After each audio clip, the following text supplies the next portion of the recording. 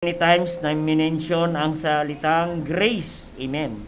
And sa unang panimula pa lamang, nandoon na po ang biyaya ng Diyos. The grace of God. No? Ano pa ba ang mga verses na may grace dyan? In verse 6, nakita natin, the same grace also. In verse 9, nandoon pa rin yung salitang grace, mga kapatid. So, many times, mention, no, ang salitang grace. And ang mensahe natin ngayong umaga is, ang title ng mensahe natin ngayon ay The Character of Generous Giver. The Character of Generous Giver. Amen.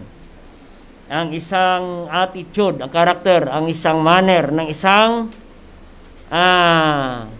generous, mapagbigay. Mapagbigay. Yan po, no? Ang tawag diyan ang generous giving. Another word of generous giving is grace giving. Kaya nga, ilang beses po na-mention ang salitang grace. And we are going to study this morning about grace giving. No? The character of a grace giver or generous giver. Amen. Dito po sa ating binasa, makita natin ng ito. Sige. Hello. Dito po makita natin sa ating binasa, no? Ang sa verse 1 pa lamang nandoon na po ang salitang grace. Amen. Ang sabi dito, moreover, brethren, we do you to wit of the grace of God bestowed on the churches of Macedonia. Ano? Ang sabi dito, do you to wit of the grace. Amen. Ang word na wit, no? It is an ability to make intelligent decision. Amen. Kumbaga ang word na wit is an ability to judge. Amen. Nagkaroon ka ng understanding, na nagpasya ka, naunawaan mo ang biyaya ng Diyos, kaya nagpasya ka, natanggapin ang Panginoong Kristo bilang tagapagligtas by the grace of God bestowed on the churches. Yan. Yan po, ano? Yan po, yan ang grace ng Panginoon. No? Nauna, nakatanggap tayo ng biyaya ng Diyos. Amen. Kaya mayroong grace giving. Ang una na tayo ay nakatanggap ng biyaya ng Diyos. Tayo po ang una na nakatanggap ng biyaya ng Diyos. Amen. Hindi po tayo una ang nagbigay sa Diyos. Tayo ang una nakatanggap mula sa Diyos sa kanyang biyaya. Noong nagsimula tayo, sabi niya rito sa verse 1, do you to wit, God gave you understanding from the Word of God, and you judge to receive Christ. No, nagpasya ka, natanggapin ang ating Panginoong Kristo. Kaya nga ang pinakadakilang desisyon na ginawa natin sa buong buhay natin nung tinanggap natin ang Panginoong Kristo bilang tagapagligtas. Wala na pong pinakadakilang desisyon na ginawa natin sa buong buhay natin nung nag-decide tayo na tanggapin ang biyaya ng Diyos, biyaya ng kaligtasan. Yan kaya sabi rito, we do you wait for the grace of God. You understand the grace of God. Naunawaan mo na naging maliwanag sa iyo na ang kaligtasan, mga kapatid, ay biyaya lamang ng Panginoon. Hindi po, wala pong kinalaman ang ating mga gawa at pagsisikap, kundi yan lamang ay biyaya ng Diyos. Grace. Ano ba ang grace? God riches at Christ expense. Dahil sa mayamang biyaya ng Diyos, siya po ang nagbayad ng dapat nating bayaran sa impyerno. Amen? Hindi dapat tayo magkaroon ng kaligtasan. Dahil tayo ay isang makasalanan, we are worthy of hell, we are destined of hell, we spend our whole life forever in hell. Salamat sa mayamang biyaya ng Diyos, and we are the recipient of His grace, the grace of salvation. Amen. Oo, kaya nga salamat, no? Ay ngayon, nakinabang tayo sa biyaya ng Diyos, and we enjoy the grace of God. Amen. Lagi kong sinasabi, wala nang pinakamasayang buhay maliban na ikaw ay nakatanggap ng biyaya ng Diyos. Isipin mo kung hindi tayo naligtas. Amen. Kaya nga sabi niya sa Titus 3:5, no? Ano sabi ng Titus 3:5? Because God is rich in mercy. Tingnan mo natin Titus 3:5.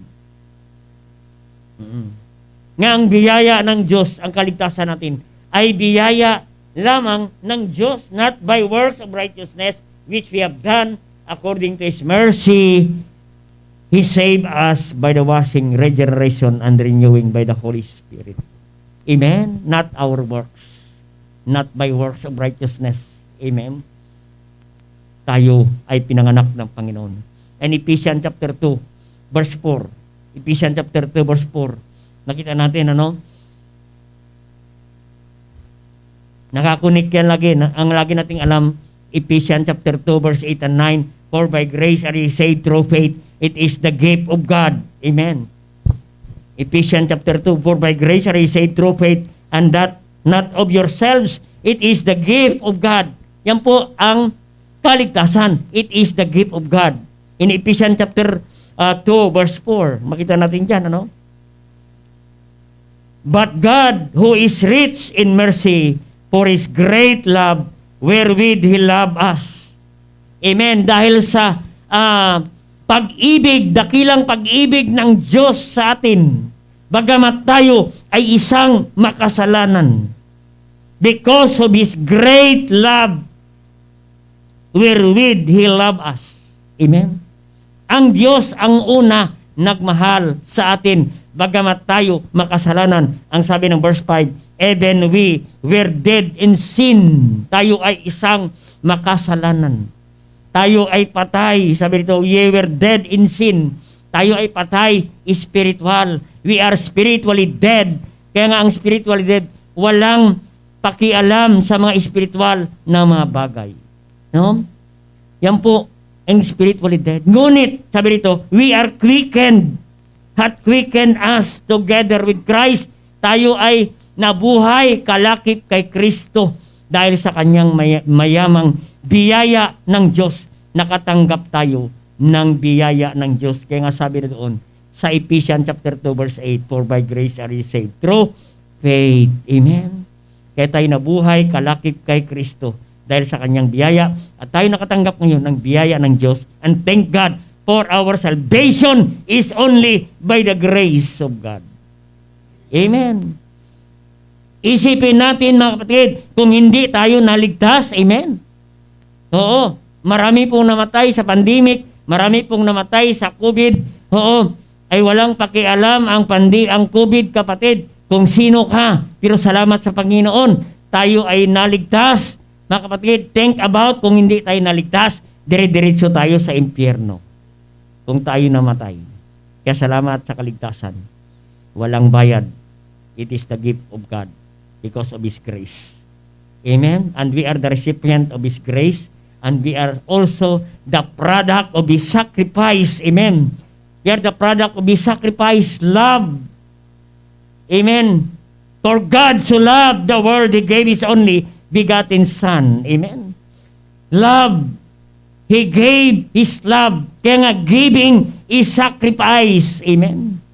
And the basis of sacrifice is love.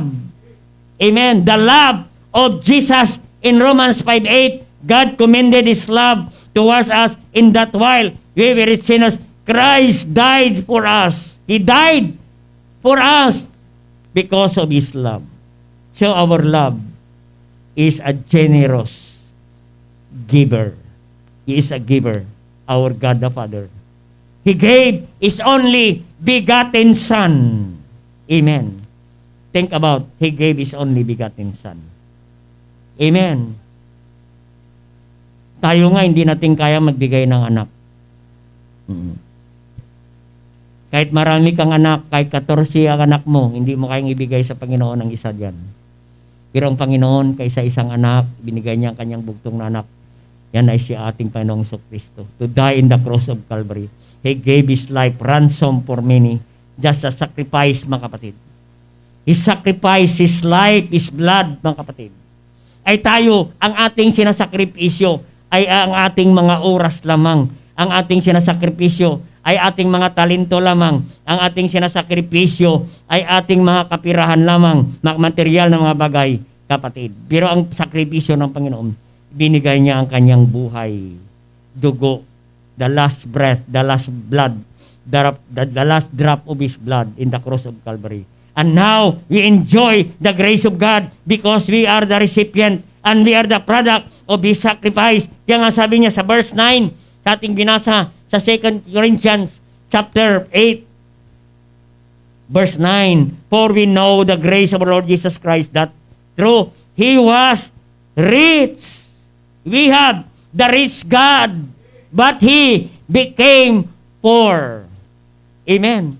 We have a rich God. Mga kapatid, He became poor. That He may, through His poverty, amen. He became poor that He through His poverty might be rich. Amen. Tingnan natin yung salitang, underline niyo yan, ang salitang might be rich. Amen. Rich. Para ikaw pagyamanin ng Diyos. Amen. Ano ba ang rich? Marami. You are rich spiritually. You are rich materially. You are rich financially. Kaya matid, ang word might be rich. Hindi lang po yun spiritually. Di bali ako mahirap basta ako sa church. Pwede rin yan. Pero not only you are rich spiritually, but also you are rich materially. You are rich financially. Amen. Package ang Diyos. All these things shall be added unto you. Not only He gave you spiritually, but He gave also materially, financially, and all aspect of your life. Amen. Kaya hindi ka lang mukhang rich. Hindi tayo nagkukunaring rich. Might be rich. Amen. Sa Revelation 2:9, tingnan nyo. Revelation 2:9. Revelation 2:9. Sabi ng mga pastor sa akin pag nakita, Pastor Bong, bakit ganyan lagi suot mo? Kung hindi ka nakabarong, naka-long sleeve, naka-necktie. Ang sagot ko, I am rich. Bakit ako rich? Because my father is rich. My master is rich. My boss is rich. So, I am rich. Huwag ka lang mangutang. Amen. Sa totoo lang, madalas ako inutangan na kasama ko. Amen. Pastor Bong, mayroon akong bulong sa'yo. Sabi ko, alam ko na yan, kinakabahan ako pag nagbulong ka. Amen. We are not looking rich. We are not pretending rich. We are rich because our Father is rich. He became poor and He might be rich. Amen. Iwan ko sa inyo, I'm preaching the Word of God. Amen. You believe the Word of God? Might be rich. Hindi sinabi, you might be poor. Maligtas ka para ikaw maging mahirap. Hindi pwede. Sinabi rito, might be rich. Basahin natin muna ang 2:9. I know thy works, and tribulation, and poverty, but thou art rich. Marami tayong mga pagsubok na dinadaanan. Amen. Maraming problema, pero tandaan natin ang sabi ng Panginoon, thou art rich. Amen. Bakit pag mayaman ka, walang problema? Mas maraming tribulation pag mayaman. Amen. Sabi rito, I know thy works, busy. Ang taong mayaman, busy. Ang tribulation, maraming problema. Amen. Akala ninyo, madali lang yumaman. Mahirap kasi maraming tribulation. Marami kang isipin, marami kang mga taong isipin, kapatid. Pero di bali, basta sabi ng Biblia, thou art rich. Amen. Maliwanag ba? Makita natin ang salita ng Diyos. Naka-close parenthesis. Thou art rich. Amen. Yan po, no? Look at Abraham in Genesis chapter 12. Hindi natin babasahin. Abraham, blessed by God. Amen. Job, blessed by God. Maraming Kristiyano, pinagyaman ng Diyos like Abraham is rich. Job is rich. Marami pa. Amen. Kaya salamat sa Panginoon. Sabi ng Biblia, might be rich. Maybe before you got saved, you are nothing. Amen. Wala naman talaga tayo. Ang sabi ng Job 1:21, naked came I out of my mother's womb. Naked came out. Blessed be the name of the Lord. Diba? Bago tayo, bumating tayo sa lupa, wala tayong dala. Bago tayo naligtas, wala rin tayo, kapatid. Amen? You are nothing. But when we got saved by the grace of God, and now you have everything because of the grace of God. Amen? Salamat sa Panginoon. Tayo ay naligtas by the grace of God. And we enjoy the grace of God. Amen. Kaya nga sa Ephesians chapter 2 verse 4 and 5, we are saved by the grace of God. In Ephesians chapter 2 verse 8 and 9, we are saved by the grace of God. 2 times mentioned in Ephesians chapter 2. Amen. Grace, saved by grace, ibig sabihin, it is the gift of God. Our salvation is grace, is the gift of God. In Romans 6:23, for the wages of sin is death, but the gift of God is eternal life. What a grace of God. Amen. And we are the product of the grace of God. Written yan sa Ephesians chapter 2 verse 8 and 9. Amen. Not of works, lest any man should boast. Napaganda mga kapatid. After salvation. Amen. The grace of God is continuous.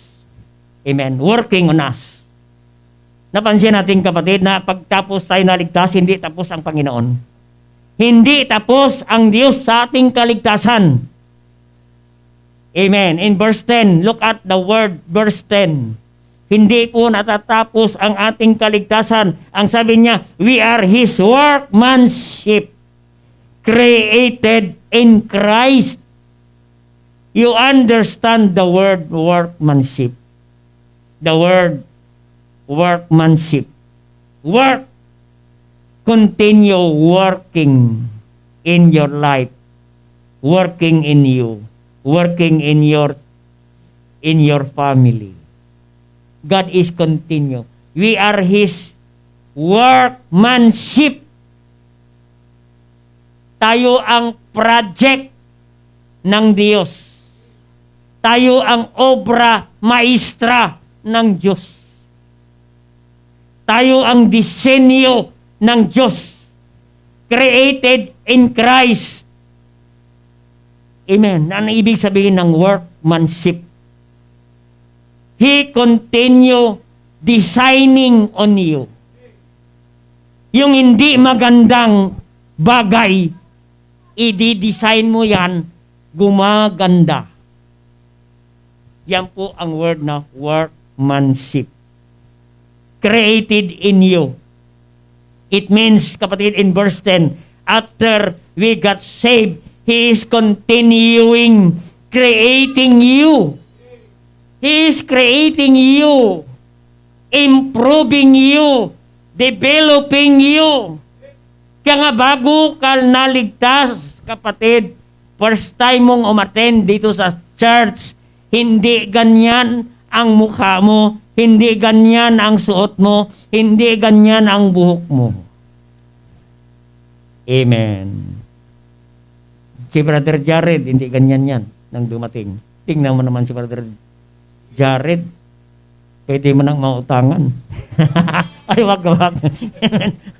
Mga problema na naman si Brother Jared. Oo.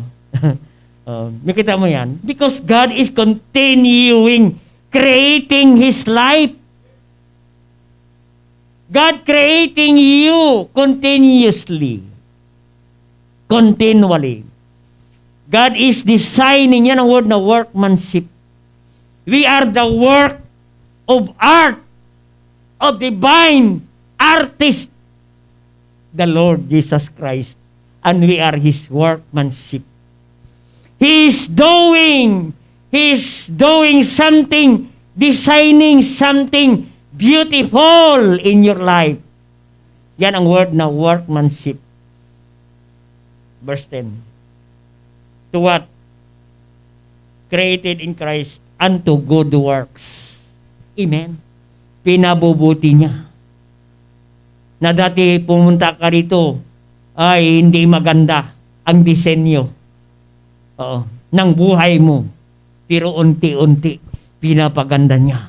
He is making beautiful and beautiful good works. Pinapaganda niya. He designed, kapatid.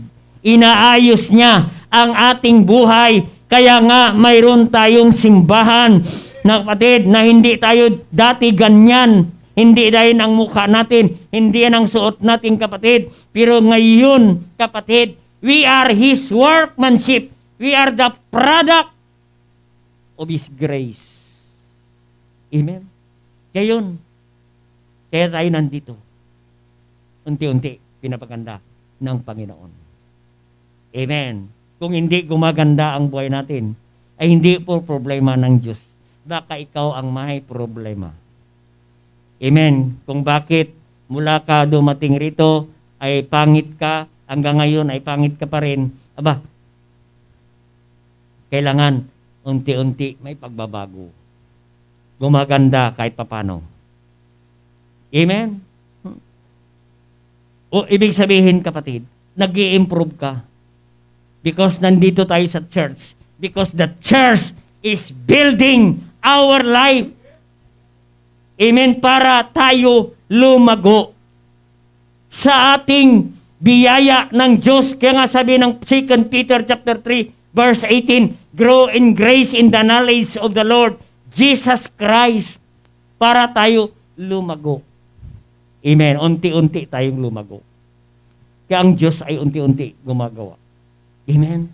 Kaya nga may simbahan. Amen. Para tayo ay lumago. Growing. Amen. Kaya praise God. Marami ang lumalago.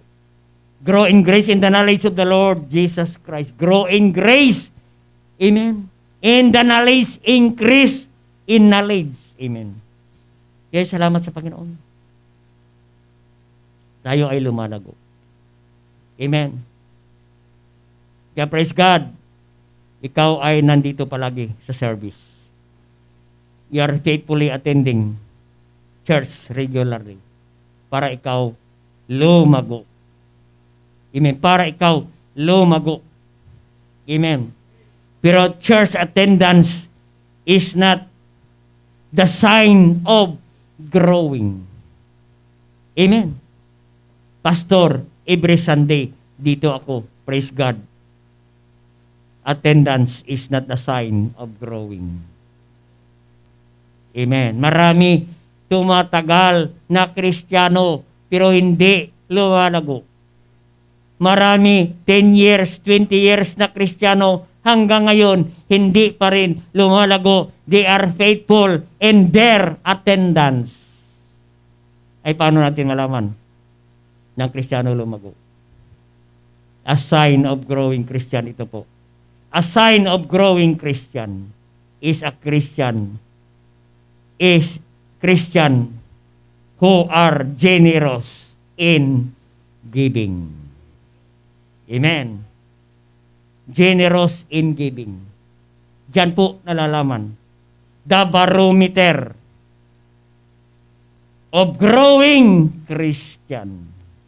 The gauge of Christian growing is generous giving. Amen? Or grace giving. Amen? Yo, wala na nag-amen. Tandaan natin, tithing, praise God, you are faithfully giving your tithes. You give 10% of your income to the Lord. But tithing is not grace giving. Amen. Tithing is returning because tithes is holy, owned by God. Hindi po yan sa atin. Binabalik lang po natin ang para sa Diyos. But when it comes to grace giving is above your tithing.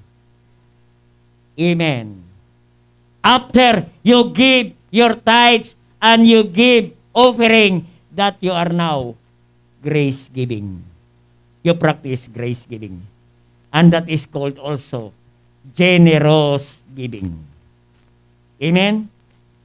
Kaya nga, dalawa, mayroong tither at giver. Kung tithes ka lang, you are tither.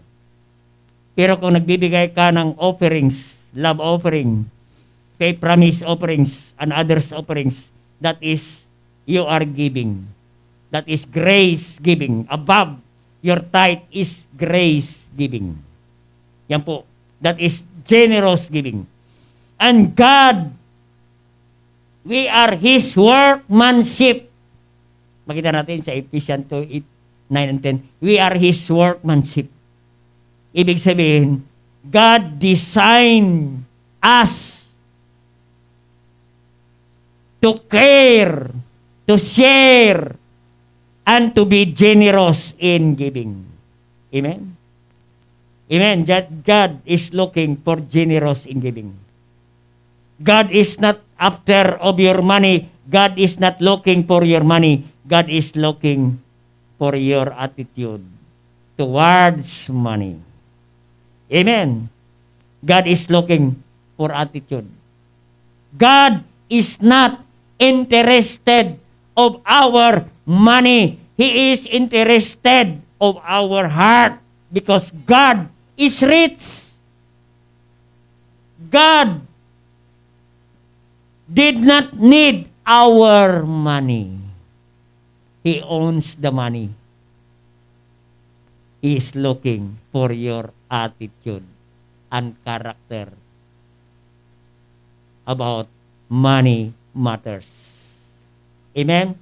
He is not after of money matters, but heart matters.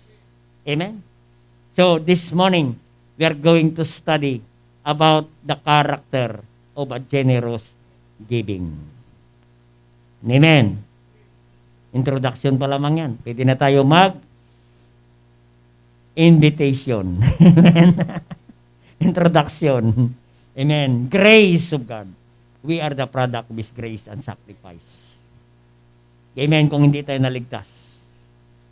Oo. Hindi natin maranasan ang generous giving and grace giving. Amen.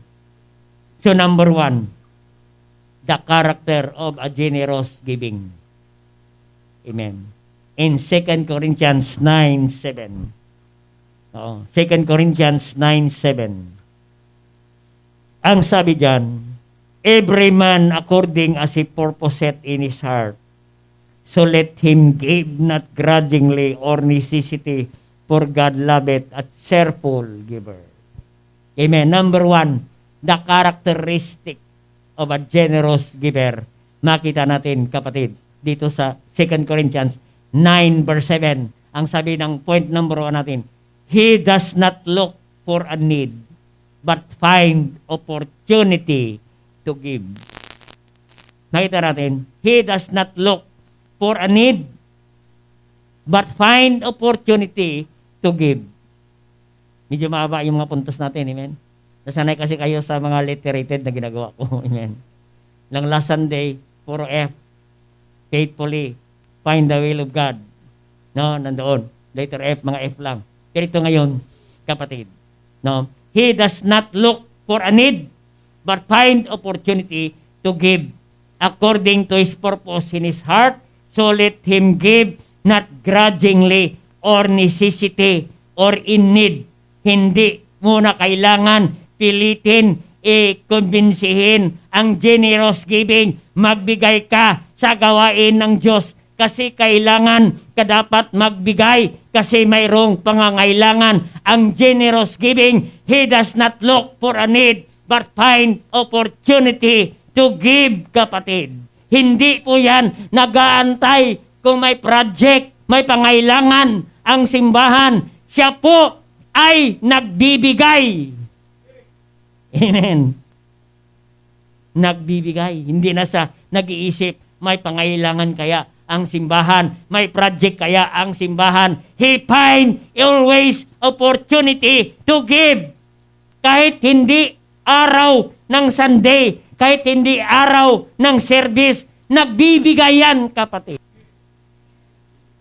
Wala na siyang pakialam na dapat Sunday na ako magbigay. Hindi na siya makapag-antay ng Sunday. Ibibigay niya na yan. Idadaan niya na yan sa simbahan. And praise God for the brethren. Kahit hindi Sunday, dumadaan sa simbahan.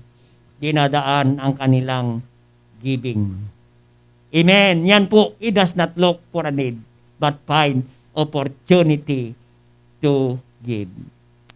No? Kasi maraming Kristiyano, dahil mayroong pangailangan ang simbahan, kaya ang dahilan sila nagbibigay. Pero ang generous giver, hindi siya nag-aantay na mayroon pang project, kapatid. We don't give because of necessity. Don't look for a need, but find opportunity to give. Because giving is always opportunity. Giving is always privilege.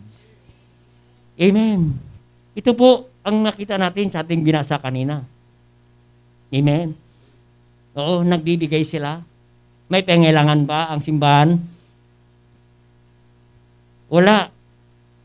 Hindi nagre-raise si Pablo na mayroon tayong project ngayon. Pero makita natin, ang kapatiran, nagbibigay, nagsakripisyo, kapatid. No, because he does not look for a need, but opportunity to give, kapatid. Yan po ang attitude ng isang generous giver. Kaya nga maganda, kapatid, na nag-aabang palagi siya ng opportunity to give, kapatid. No? Opportunity. Because opportunity comes only once. Amen. Kasi maraming nagsasabi, next time na lang ako magbibigay. Nag-i-excuse, sunod na lang ako magbibigay. Amen? Pero sabi ni Solomon, huwag mong ipagmalaki ang bukas kasi ang bukas ay hindi mo na alam. Huwag nating next time na lang ako magbibigay. Huwag mong ipagmalaki ang bukas kasi ang bukas hindi mo na alam. Kaya habang buhay tayo, we have grabbed the opportunity to give to the Lord. Amen? Kasi yan ang buhay natin, giving. Life is giving. Amen? Do you believe life is giving? Amen? Kaya nga huminga ka, kasi nagbibigay ka. Giving. Life is giving and receiving. Life is giving and receiving. Amen. Isipin ninyo, subukan ninyo, inhale, exhale. Inhale, exhale. Subukan ninyo pag exhale lang. Oo. Hindi tayo abutin las 12. Kung inhale ka lang, sisinghot ka lang, at hindi mo na ilalabas, mamamatay tayo in few minutes. Kaya ang buhay, inhale, exhale. Give and receive and give. If you receive, give. Inhale, exhale, para to sustain your life, para ma-sustain ang buhay natin, you must give. If you have received, you give, and it shall be given. Luke 6:38, because life is giving and receiving. Amen? Kaya mahirap. Pag hindi ka nakahinga, puro ka na lang exhale, hindi ka na nag-inhale, kailangan mo na ng oxygen. Bibigyan ka na ng oxygen. Giving is life. Amen? Amen. And Proverbs chapter 3 verse 9, honor the Lord with the substance and all the increase. Amen. If we give, we honor God. Amen. We honor God. Amen. At if we give to the Lord, ang generous giver are happy people. Generous people are happy people. Meron natin ang Proverbs 3:9, giving. Saan natin makita? Proverbs 3:13. Ang verse, kapatid, ang katabi niyan, yan po ang mga koneksyon. If you honor God, you will become happy in verse 13. Nakita natin in verse 9. If you honor God in your giving, you will become happy. In verse 13, happy is the man that findeth wisdom. Kaya ang pinakamasayang Kristiyano ay ang mga Kristiyano na generous giver. Lagi po yan nakangiti. Kung mga ngiti man, hindi tipid. Kasi ang hindi giver, pati ngiti, tipid. Nagtitipid sa ngiti. Masiyahin ka. Ay kung hindi ka nagbibigay, malungkutin ka. At tingnan ninyo, verse 13, masaya ka. Pag hindi ka nagbibigay, anong mangyari? Verse 11, naging malungkotin ka. Naging iyakin ka. Proverbs 3:11, my son, despise not the chastening of the Lord, and be wary of His correction. Malungkutin ka. Maging wary ka. Bakit? Iyakin ka. Bakit? Pinapalo ka ng Diyos eh. Siyempre, pag pinalo ka ng Diyos, iiyak ka. Hindi ka mag-i-enjoy. Amen. In Hebrews chapter 12 verse 11. Hebrews 12:11. Hindi ka maging masaya kung hindi ka generous giver. Bakit? Papaluin ka ng Diyos. Ang sabi na, now the sinning of the Lord for the present time seem it to be joyous but grievous. Hindi ka maging masaya, masasaktan ka. Amen. Hebrews 12:11. Ay, paano ka maging masaya kung lagi kang pinapalo? Amen. Ay, mga anak natin, lagi na lang natin pinapalo pag nagkasala. Natutuwa ba sila? Hindi. Sumisigaw sila, Papa, hindi na ako uulit. Hindi na ako uulit. Amen. Maging masaya ka. Ang generous giver, masaya. Ang hindi nagbibigay, malungkutin, iyakin. Ang pagmaganda, pag nagbibigay ka, sabi ko nga kanina, giving is life. Hahaba ang buhay mo, kapatid. Tingnan niyo, Proverbs 3:16. Extend mo pa ng konti. Di ba? 11. Bukod pa yan sa blessing kanina, barns fed with plenty. Oo. Pagyamanin ka ng Diyos. Sa verse 16, maganda ito. Verse 16. Length of days in her right hand. Amen. Dagdagan ng Diyos ang iyong buhay. Pahabain ng Diyos ang iyong buhay. Kaya ang pagbibigay ay pampahaba ng buhay. Sabi ni Solomon. Amen. Long life, length of days in her right hand. And in left hand, riches, honor. Amen. Aba, mahaba mong buhay pa. May riches ka pa. Yung kanan, mahaba buhay. Yung kaliwa, dalawa ang blessing. May honor pa. Amen. Sipin mo yan. Long life, length of days. May blessing ka pa, kagalang-galang ka pa. Amen. Kaya yun, kapatid. Long life. Kaya makita natin ang Proverbs chapter 3. Generous giving yan. Long life, Proverbs 3 verse 3. Proverbs 3 verse 3. Ito po ang benepisyo ng generous giver. He does not look for a need but find opportunity to give. Let not mercy, truth forsake thee. Ay, hindi yan. Proverbs 3 verse 3 ba yan? Hindi. Verse 4.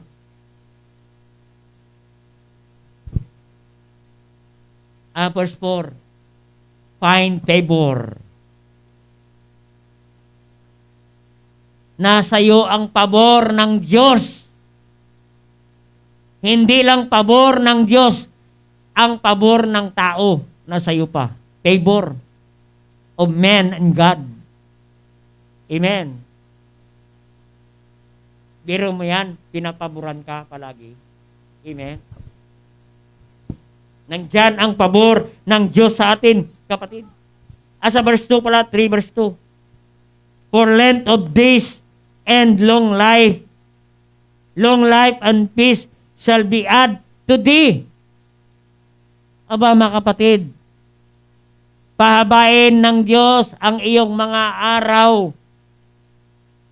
at pahabain niya ang iyong buhay at bibigyan ka pa ng kapayapaan.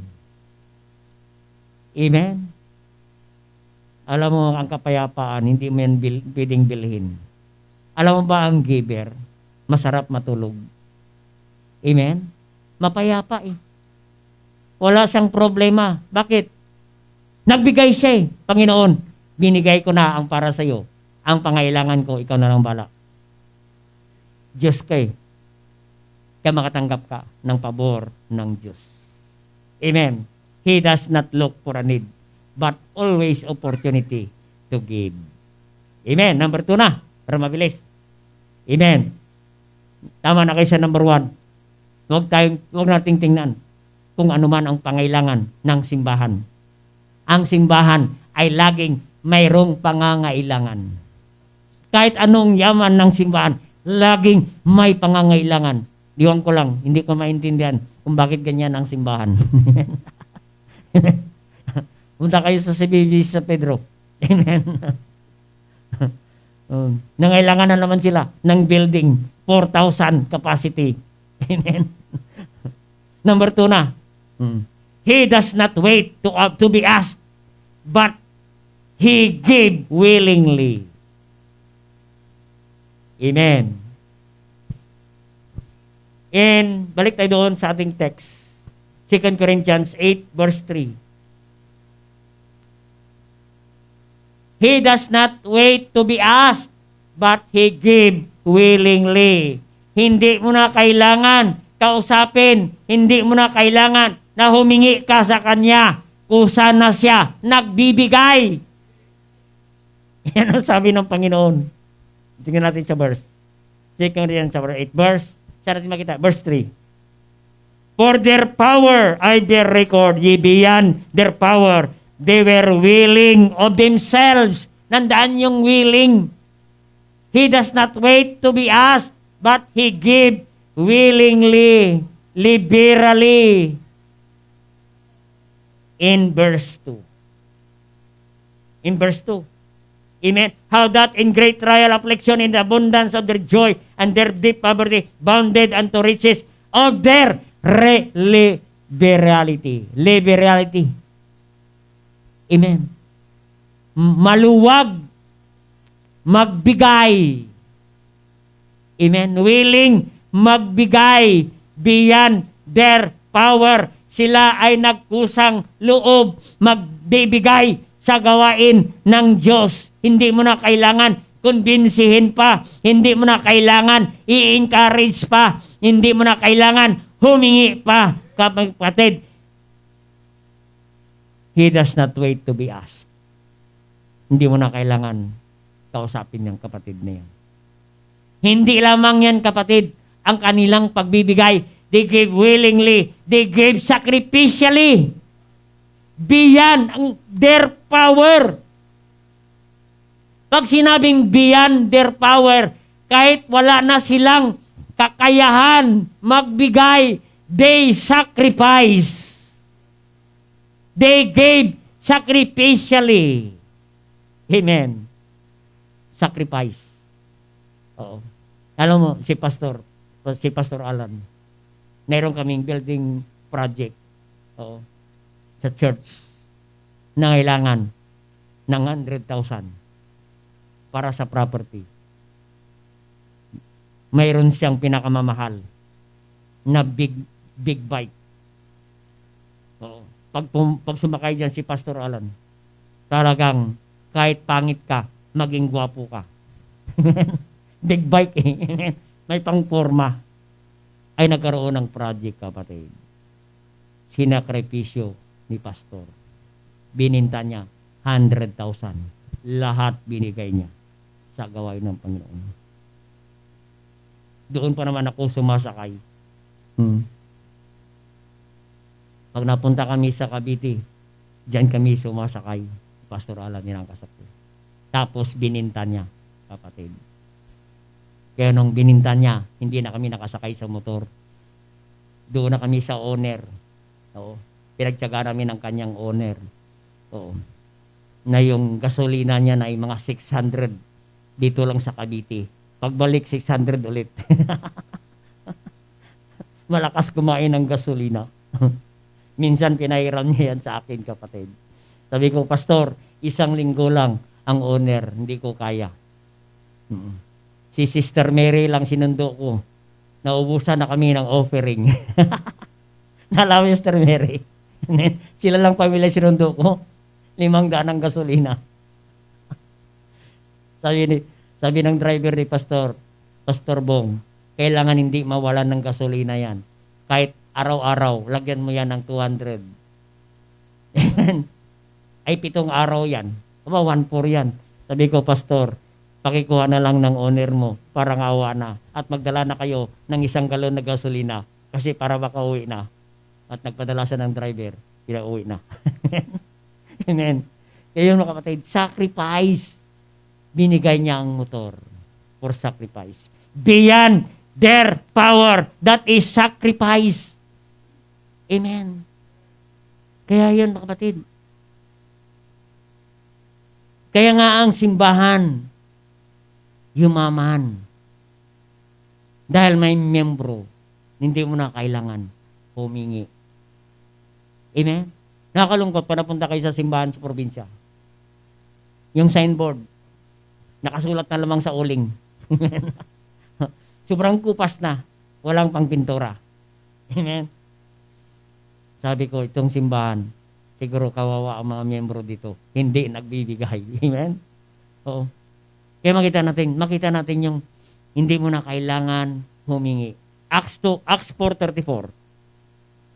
Acts 4:34. Yan na yung simbahan sa Book of Acts. Acts 4, verse 34. Nandyan pa ba kayo? Amen. Acts 4:34. Para pagpalain kayo ng Panginoon. Verse Acts 34. Neither was there any among them that lacked, for as many as were possessors of lands or houses sold them and brought the prices of the things that were sold and laid them down at the apostles' feet, and distribution was made unto every man according he had need. Amen. Nakita natin, yung mga miyembro ng simbahan, amen, na pinapasturan ni Pedro, ay makita natin, they sold their lands and houses. Amen. And brought and lay down to the apostles' feet. Amen. Bininta ang kanilang mga bahay at mga lupain at binigay sa gawain ng Panginoon. What sacrifice? Amen. Sinakripisyo. That is so called, he does not wait to be asked, but give willingly. Amen? Willingly. O may pastor ditong pumunta. No. Sinusuporta nating pastor. Pastor, sabi niya, hingi ako ng advice. Sabi niya, yung aking bahay, ibibinta ko. Ibibinta ko ng 100,000. May binibili kaming 100,000 na 200 square meter. Sabi niya, ibinta ko ang bahay ko. Tapos ibibili ko ng lote para sa simbahan. Amen? Mga ako sa puso ng pastor na yan. Bahay niya na. Nandyan sila nag-worship service. Ibibinta niya kasi bibili siya ng malaking ng lote. Sabi ko, pastor, ito ang pag-pray natin. No. Huwag mo nang ibinta ang bahay. Nakita na ng Diyos ang iyong puso. Na willing ka ibigay ang iyong bahay. Personal niya kasing bayan, pamilya niya na. Oo. Personal nila, bahayan. Yun pa nagamit sa Panginoon. Sabi ko, itong gagawin natin. Magkaroon ka ng share a square. At kami rito, magbibigay na ng 3,000. Oo. Kaya 97,000 na lang ang kulang. Kaya gumawa kami rito ng share a square. Sabi ko, ikutin mo ang mga kaibigan nating pastor. At inikot niya, nakabuo siya ng 100,000. At nakabili na siya ng property. Ngayon, nagtatayo na ng building. Kaya nagkita kami ng last week sa conference. Sabi niya, pastor, nagtatayo na kami ng building. Inunahan mo pa kami. Hindi pa kami nakatayo ng poste. Butas pa lang. Kayo, nagtatayo na ng building. Yeah. Share a square. Kaya nga sabi ko, palitan ko na ang share a square. Mayroon na kaming bago ngayon. Share a star. Kasi kinokopya ninyo. Kung anong mayroon sa amin, kinokopya nyo. Kaya magpalit kami ulit ng bago. Share a star. Kaya nga mayroon tayo ngayon, share a star. Kaya gagayahin na naman nila yan. Share a star. Alam mo ba yung share a square? Yun ang binigay ng Diyos sa akin na wisdom mula pa sa Manila. Ginaya ng Fort Bonifacio, ginaya ng CBB sa Phil. Marami na pong gumaya at narami na tayo ng building dyan. Kaya nga tayo naman, bago na tayo, share a star. Amen? Oo, para makatayo tayo ng building. Amen. Kaya salamat sa Panginoon. At hindi sila naghirap in verse 34. Neither was any among them that lacked. Hindi sila nagkukulang dahil sila nagbibigay. Sila lalo pinagpala ng Diyos. The more they gave, the more God blessed them more. Amen. Verse 34, mga kapatiran. Oo. Andito sa verse 36, ito nandito naman, si Brother Barnabas. Si Barnabas, the son of consolation, verse 36. Ano naman yan? Ang sabi niya, the son of consolation and the country of Cyprus. Ano ba sa verse 37?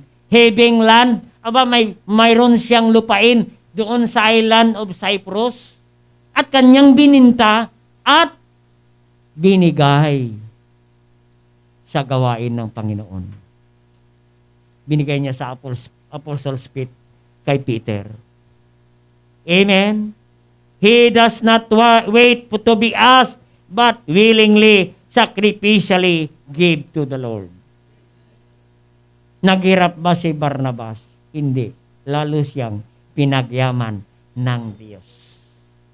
Amen? Life is giving. Giving is life. Oo. Nagpapahaba ng buhay ang mga nagbibigay. Amen.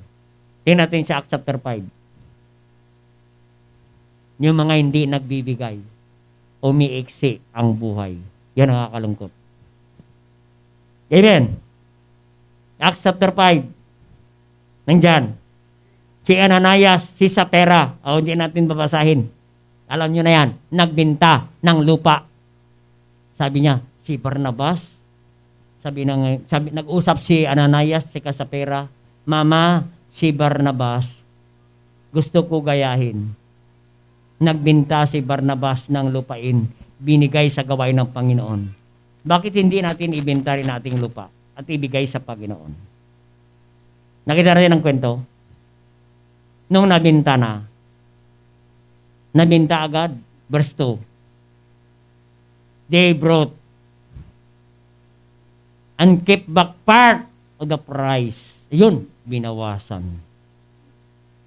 And brought a certain part, binigay na lamang, sabi rito, keep back part of the price, binawasan. Sunod na verse, certain part, binawasan hanggang lumiit ang pagbibigay. Lumiit na. Ayun, kapatid. Ano nangyari sa verse 5? Dahil sa pagbabawas, hindi binigay ang tamang pagbibigay. Hindi generous ang pagbibigay. Ano nangyari? Ananias hearing these words. Kasi ng ibang mga verse chapter 4, napagalitan na sa ni Pastor Peter. Ananias, bakit nyo ginawa yan na mag-asawa? Binawasan ninyo. Hindi nyo binigay ang tama. Naku po. Ba't hindi mag-pray si Peter? Ayun. Sa verse 5, namatay si Ananias. And gave up his ghost. Namatay si Ananias. At inilibing agad. Amen. Namatay si Ananias. Kaya nga sabi ko, giving is life. Pag hindi tama ang pagbibigay, nako, nakakatakot. Para mahaba ang buhay, magbibigay. Amen.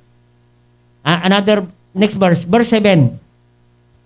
After the space of 3 hours, nagsimula ang service, 8 o'clock, 9 o'clock, Sunday school. Wala pa rin si Sapphira. Hanggang 10, hanggang 11, dumating na si Sapphira. 3 hours ang late. Maraming mga ladies gano'n, 3 hours na. Malapit na matapos ang service at saka dumating si Sapphira. At nalaman ni Sapphira, sabi ni Pedro, si Mr. Ananias, ang husband mo ay nailibing na. Nung nalaman ni Sapphira, alam niya na kung anong nangyari, nalibing. Sa madaling salita, namatay ulit si Sapphira. Nakita natin, and she fell down straightway, his spit, and yielded up his ghost. And the young men came in and found her dead, carrying her forth, buried her by her husband. Nakakalungkot itong pangyayari, kapatid. Walang funeral service, walang lamay, hindi malang nakainom ng kape ang mga kapatiran. Hindi malang naka-take out ng mga kape ang mga kapatiran. Ganon ang mga baptist, kapatid, magkape na pag-uwi, may laman pa ang bulsa.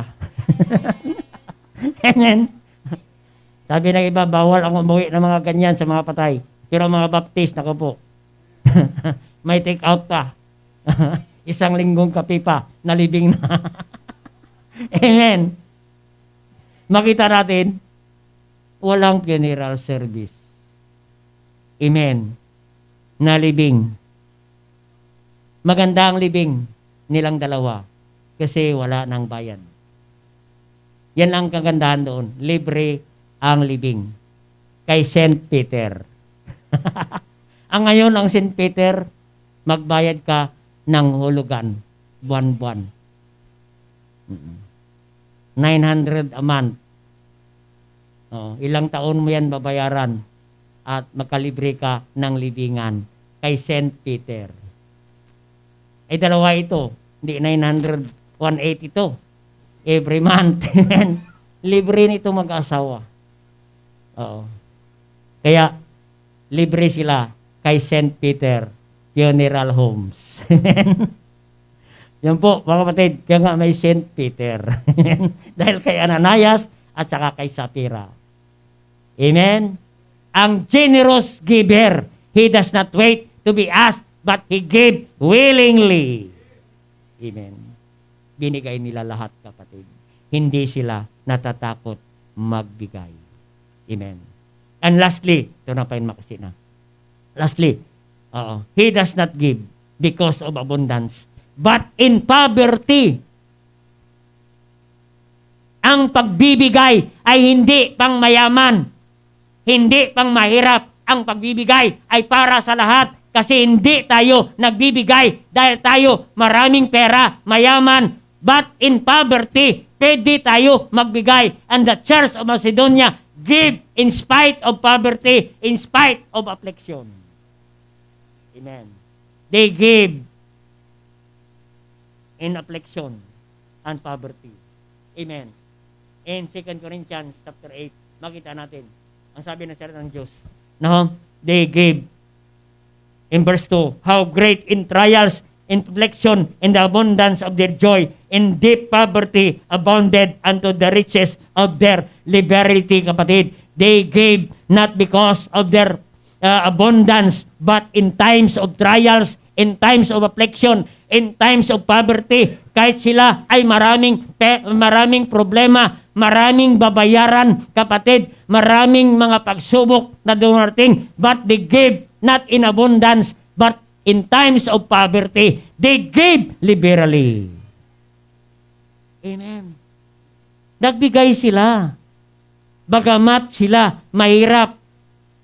Bakit sila mahirap? Because of persecution. Kaya marami doon sa Book of Acts, ang widow woman. Bakit? Pinagpatay ang kanilang asawa because of persecution. Kasi ang mga asawa nila, preacher, mga pastor, kaya pinagpapatay, kaya widow na lang sila, ang mga woman doon. Amen? Pero mga bagamat, sila ay nagbibigay. No? At sila ay pinagpala ng Panginoon. God will not allow His children to become poor. Hindi papayag ang Diyos na maghirap tayo habang buhay. Maging miyembro tayo ng purpose sa ating gobyerno. Ang sabi ni David sa Psalm 37 verse 25, mula ako'y bata hanggang ako'y tumanda, hindi ako nakakita ng matapat na Kristiyano, generous giver, na siya ay nagpapalimos ng tinapay. Siya ay pinagpala ng Diyos. Amen? Pinagpala ng Diyos. Kasi ang Diyos natin mayaman. God is rich in Psalm 24 verse 1. Siya ang may-ari ng lahat, kapatid. In Psalm 104 verse 24. God is rich. Psalm 24 verse 1. In Psalm 104 verse 24. No, listan nyo na lang dyan. Psalm 104 verse 24. Our God is rich. How manifold are thy works, wisdom, thou hast made them. All the earth is full of thy riches. Amen? Leviticus 26 verse 4, the land yielded and there increased. Amen. The land yielded, their fruits increased. Pinagyaman sila ng Diyos. Ang kanilang lupain, ang kanilang mga hanapbuhay, ang kanilang mga negosyo, increase and yield their fruits. Amen. Pagpalain tayo ng Diyos. Because our God is rich. Ang langit bukas na ikaw pagpalain ng Diyos. Malakay chapter 3 verse 9. I will open the windows of heaven and pour you out a blessing. Amen? God has power to give and to supply. Philippians 4:19. But my God shall supply all my needs according to His riches and glory by Christ Jesus. Amen? God has power to bless, and God also power to supply all your needs, and God also has a power to withhold the blessing of God. Amen? Pwede niyang withhold ang blessing ng Panginoon. In Psalm 40 verse 11. Psalm 40 verse 11. Minsan kapatid, kahit anong prayer natin, hindi sinasagot ng Diyos ang ating mga panalangin. Kasi ito, Psalm 40 verse 11. Psalm 40 verse 11. Withhold not thou tender mercies for me, O Lord. Let thy loving kindness, thy truth, continually preserve. Had God has power to withhold. Amen. Kaya niya i-withhold ang blessing, hindi makarating sa atin. Amen. Proverbs 11:24. Ito na po ang last verse natin. Amen. He that scattereth yet increaseth, but he that withholdeth than is meet, it is tended for poverty. Amen.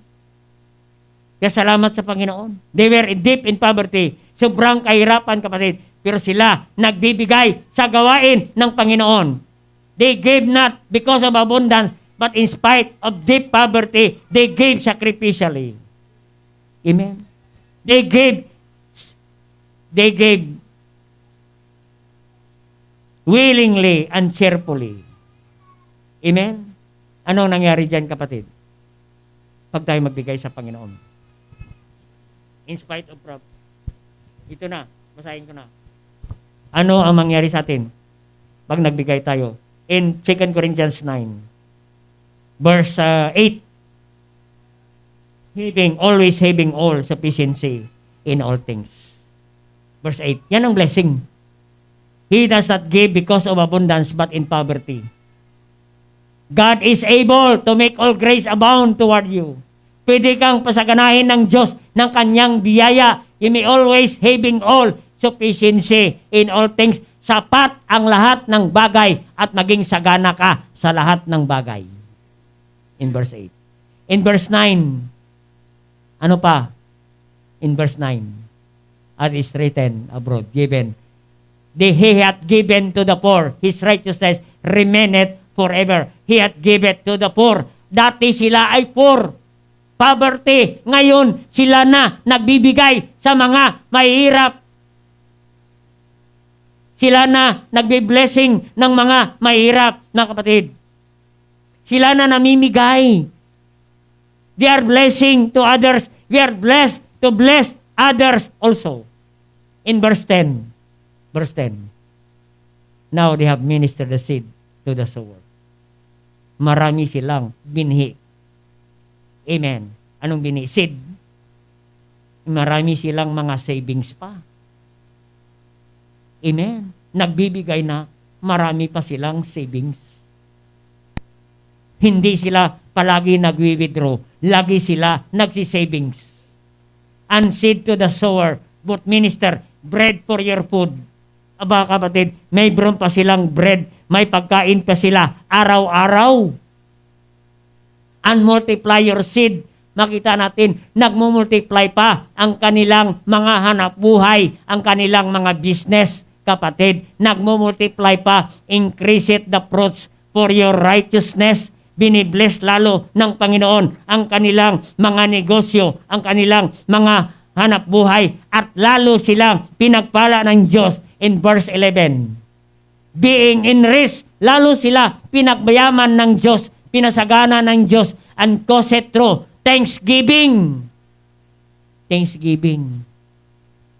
Lagi nila nagtatawag, Pastor, Mayroon kaming Thanksgiving Fellowship ngayon. Punta po kayo. Isama mo ang mga adult men. Mayroon kaming Thanksgiving Fellowship ngayon. Bakit? Mayroong pinagpala sila ng Diyos. Kapi-kapi tayo, pastor. Amen? Makita natin ang blessing ng Panginoon. Lalo silang pinagpala ng Diyos. In verse 12, lagi silang may thanksgiving. Abundance. Supplieth the want of the saints. Nagmimigay pa sa mga kapatiran na nangangailangan. Naghahanap sino matulungan sa kapatid. In verse 13, while the experiment of this ministration glorify God for your professed subjection unto the gospel of Christ, for your liberal distribution unto them. Liberal, patuloy ang kanilang pag-distribute ng mga blessing unto all men. Naghahanap sila ng bibigyan. What a blessing. Nakita ka ng Kristiyano. Sino kaya ang dapat nating bibigyan? Pastor, sino kaya di pwede nating bibigyan dyan? Dinidistribute niya ang mga blessing. Hindi nakastack ang blessing sa kamalig. Dinidistribute niya. The more distribute, the more God bless. In verse 14, under grace, under prayer for you, which long after, for the exceeding grace of God. Exceeding. Sobra-sobra ang biyaya ng Diyos. Nakikita mo sa Kristiyano, no? Amen? Sobra-sobra ang laman ng refrigerator. Kapatid, hindi maubos-ubos ang pagkain dyan. Nakapanis-panis na. Hindi maubos because exceeding grace of God in you. Dapat maranasan ng Kristiyano ito. In verse 15, yan. Verse 15. Dito ko natatapusin. Thanks be unto God for His unspeakable gift. Pag tayo magbigay, not in abundance, in poverty, hindi mo na kailangan not to be asked but willing to sacrifice. Ano pa yung number 1 kanina? He does not look for a need but find opportunity to give. Ito na ang resulta. Ang pinaka-last verse 15. Magpasalamat ka sa Diyos. For His unspeakable gift ay mga blessing na hindi mo na kayang ipaliwanag kung bakit. You cannot imagine in your mind kung paano ka pinagpala ng Diyos. The unspeakable gift. Walang kapantay na blessing. Hindi kayang ipaliwanag, mga kapatid, ang mga blessing na tatanggapin natin mula sa Diyos. That is unspeakable gift. Paano nangyari yan, kapatid? Ito po, yung binanggit ko kanina, na 3 puntos. Be a generous giver. Yan po ang resulta. Mag-i-enjoy kayo sa blessing ng Panginoon. At tawagin mo kami, Pastor, punta ka. Magpapasalamat kami sa Panginoon. May mga blessing na natanggap kami galing sa Panginoon. Unspeakable gift, Pastor. Amen. Mga blessing na hindi kayang ipaliwanag, kapatid. Amen. I hope you enjoy our message today. Amen. Tayo po ay mag-pray na. Attitude, character of a generous giver. Habang tinutugtog ay panyaya, if you want to experience the unspeakable gift, unspeakable blessing, abundance, bakit ka lumuhod sa Panginoon, Lord? I want to experience this kind of unspeakable gift from God. Lord, teach me to be a generous giver. I am not looking, don't look for a need. Look for always opportunity.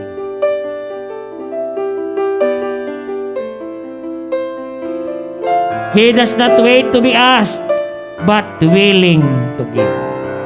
He does not give because of abundance, but in spite of poverty and great trials. Be a generous giver. Yan ang susi ng kaluwagan at kasaganahan ng ating buhay. Not only God bless you spiritually, but God also bless you materially, financially, in all aspect of your life. God will bless you. Kaya habang tinutugtog at panyaya, don't miss this message. Kneel down where you are if you want to be blessed by God. Lord, teach me to be a generous. I want to experience abundance life, not only spiritually, but in all area of my life. Bless me, O Lord. Sige po, kausapin natin ang Panginoon.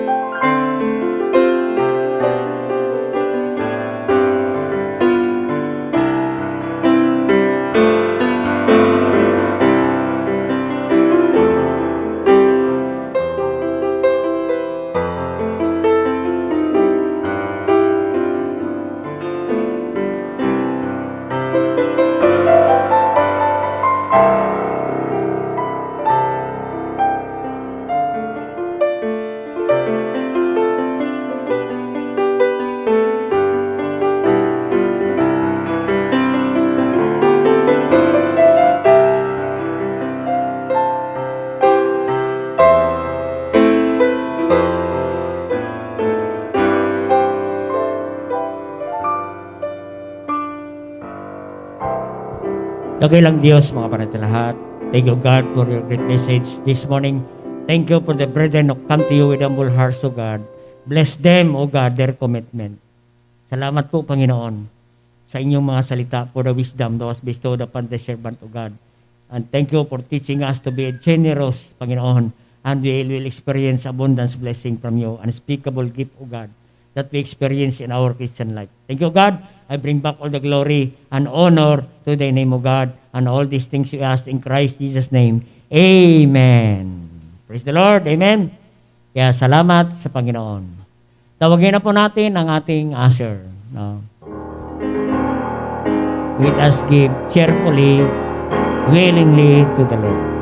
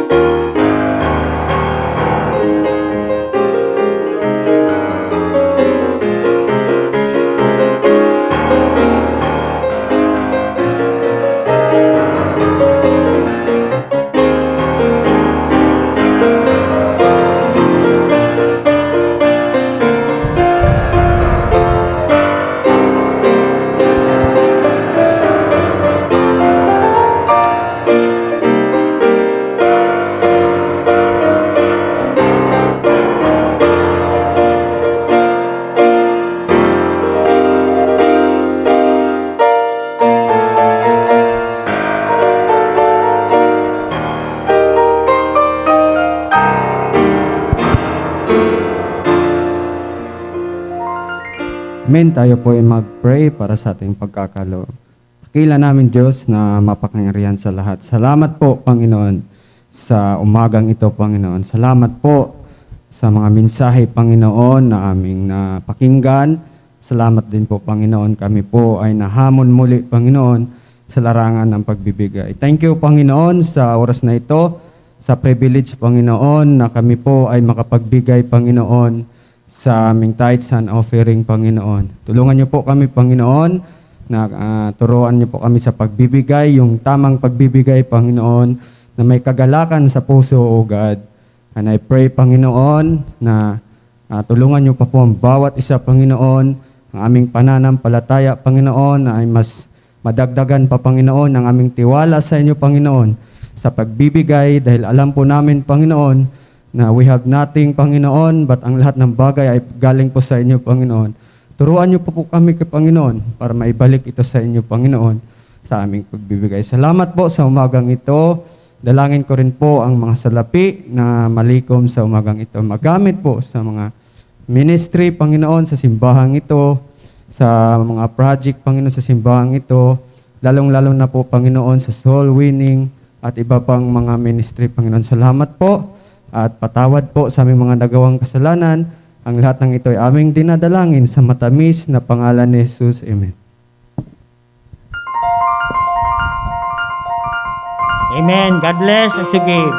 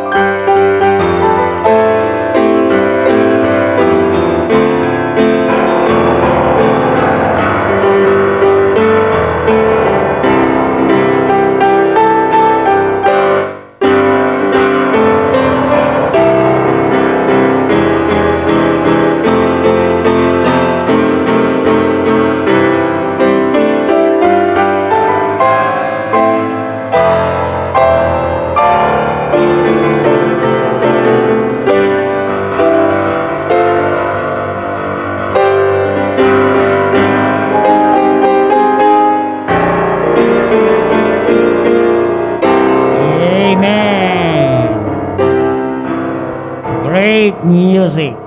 Salamat po sa ating pianist. Inspired by Joka. Okay, alam ko, gutom na kayo. At salamat po sa mga, marami na pala nagpipirma. No? Mag-ano na lang kayo ng, if you want to share a star para sa ating groundbreaking and building. No? Ay, ilagyan nyo lang ng name ninyo and sign dyan sa may, bago kayo umuwi. One by one lang. No? Para mayroon tayong social distance. One foot distance na nakatayo. Amen. Ha? Ay, yung iba naman, kung makabalik kayo, kahit mamayang gabi, no? Pwede naman. Diyan po, kaya yun. Kaya salamat sa Panginoon. At pray po natin yung ating share a star. May tanong sa aking kapatid, Pastor, ipag-pray mo yung jeep ko. Ibibinta ko at ibigay ko sa share a star. Kaya pag-pray natin yung jeep, wag lang yung Innova. Kasi hanapin tayo ng Toyota pag ibinta natin yan. Amen. Okay, salamat po, sa mga kapatiran na nag-sacrifice. Sige, magsulat-sulat na lang kay John. Ang every star ay 1,000. If you want 5 star, 10 star, or many stars, as you wish according to your heart. Yan po, isulat nyo lang dyan, and that is commitment. Ibigay nyo na lang yan at mag-pray sa Panginoon. At kung kailan kayo ibe-bless ng Panginoon. Siya naman na magbibigay dyan ng mga blessing sa inyo. Kaya yun, ang Diyos din ang magbigay niyan.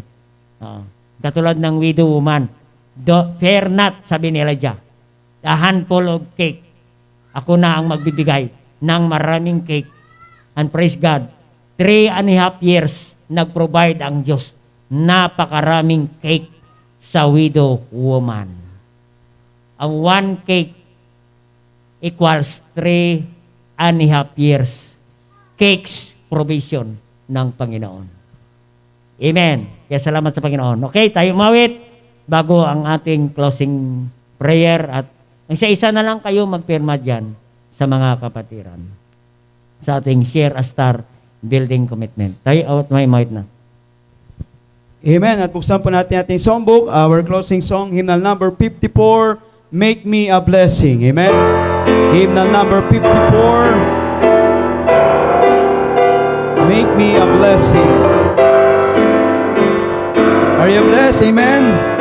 Amen. On the first stanza already sing, out in the highways and byways of life, many are weary and sad. Carry the sunshine where darkness is ripe, making the sorrowing glad.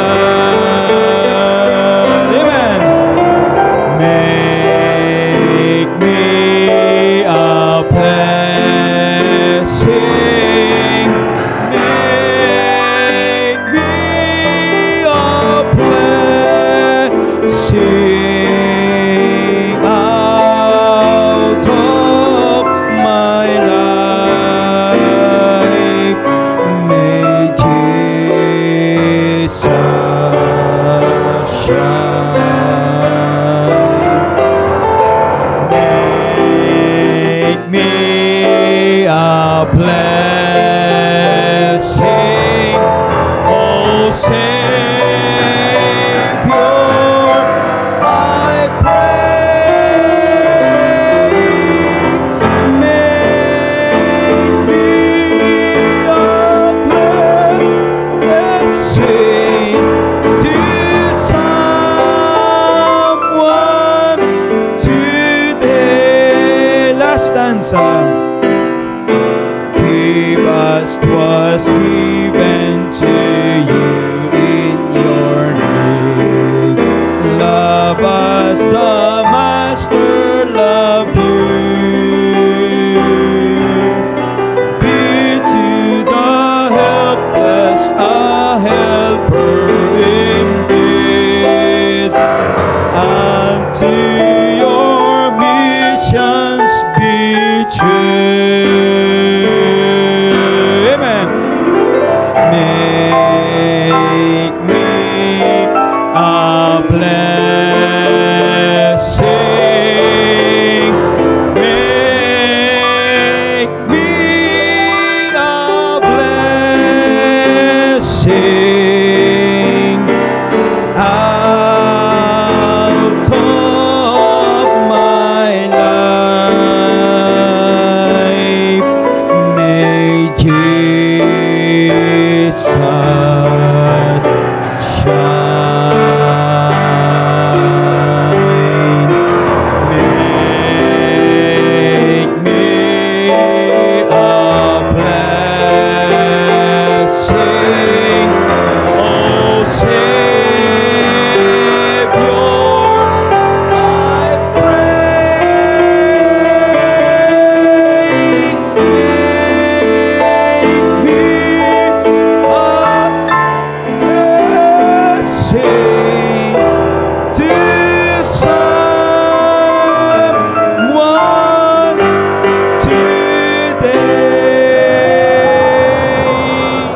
Amen. Mamaya po wala pong youth fellowship, pero po meron pong mothers fellowship. Mamayang hapon po, all mothers, meron po kayong fellowship.